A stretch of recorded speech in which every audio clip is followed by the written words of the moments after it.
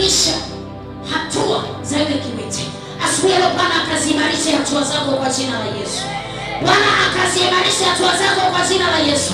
Vifundo vya miguu yako vikatiwe nguvu kwa jina la Yesu. Ile miguu yako ambayo ni utayari kwenye ulimwengu wa roho, Bwana akaimarishe kwa jina la Yesu. Unapoona miguu kwenye ulimwengu wa roho, maana yake ni utayari. Nataka nikwambie Bwana akauimarishe utayari wako asubuhi ya leo katika jina la Yesu aliye hai.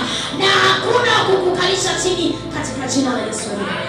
Kama unaamini imekuwa, sema amina. Bwana Yesu asifiwe sana. Waliokuangusha ninawarudishia maanguko yao kwa jina la Yesu. Hatua zako hazitazuiliwa kwa jina la Yesu. Hatua zako hazitazuiliwa kwa jina la Yesu aliye hai. Ile biashara ndogo haitazuiliwa kwa jina la Yesu. Ile kazi ya mikono haitazuiliwa kwa jina la Yesu. Ule huduma na utumishi unafanya haitazuiliwa kwa jina la Yesu. Wakija kwa njia moja, unawatawanya kwa njia saba kwa jina la Yesu aliye hai. Wanatawanyika kwa njia saba kwa jina la Yesu aliye hai. Bwana akakupe neema na kuyaona mema katikati ya nchi ya walio hai. Lazima tuyaone mema katika nchi ya walio hai. Lazima uyaone mema kwenye nchi ya walio hai mpendo. Na ili uyaone mema kwenye nchi ya walio hai, ni lazima utoke mahali ulipo. Ni lazima uinuke mahali ulipo. Na Bwana akakupe neema.